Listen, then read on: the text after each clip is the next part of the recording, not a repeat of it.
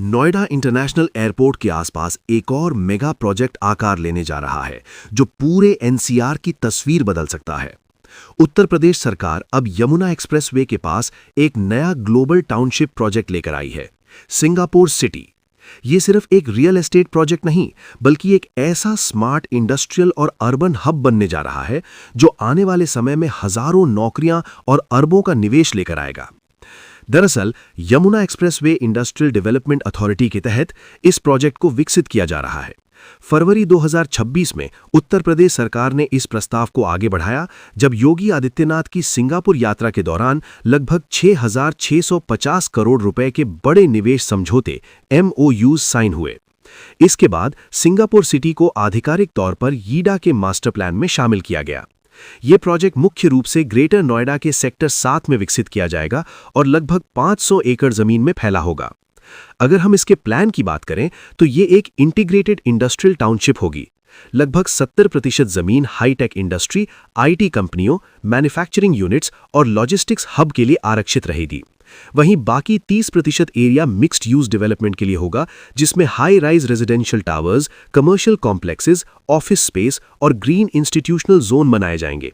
यानी यहां एक ऐसा लिव वर्क प्ले इकोसिस्टम तैयार किया जाएगा जहां लोग काम भी कर सकेंगे, रह भी सकेंगे और आधुनिक सुविधाओं का पूरा लाभ भी उठा सकेंगे।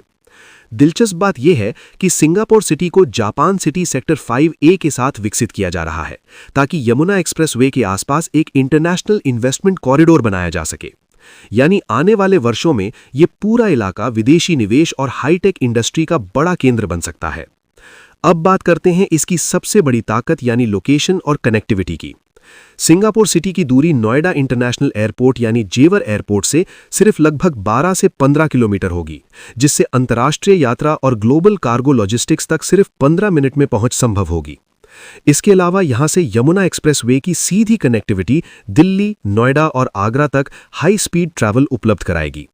भविष्य में यहां pod taxi system, film city और संभावित RRTS एक्सटेंशन से भी कनेक्टिविटी जोड़ने की योजना है, जिससे ये पूरा इलाका एक स्मार्ट ट्रांजिट हब बन सकता है। इंफ्रास्ट्रक्चर के मामले में भी सिंगापुर सिटी को पूरी तरह स्मार्ट सिटी मॉडल पर डिजाइन किया जाएगा। यहां AI आधारित traffic management system, 100% underground cabling और Singapore style high density vertical living यानी ऊंची रेजिडेंशियल इमारतें देखने को मिल सकती हैं। अनुमान है कि इस प्रोजेक्ट के शुरू होने के बाद आसपास के क्षेत्र में 20,000 से अधिक नौकरियां पैदा होंगी। टाइमलाइन की बात करें तो अभी लैंड एक्विजिशन की प्रक्रिया लगभग फाइनल स्टेज पर है और बड़े स्तर पर निर्माण कार्य 2027 से शुरू होने की संभावना है। हालांकि सिंगापुर सिटी खुद इंडस्ट्रियल फोकस्ड होगा, लेकिन इसके आसपास के रेजिडेंशियल सेक्टर्स में कीमतों में तेजी देखने को मिल रही है। उदाहरण के लिए सेक्टर 22D में जमीन की कीमतें बढ़कर लगभग 1,15,000 से 1,25,000 रुपए प्रति वर्ग गज तक पहुंच चुकी हैं।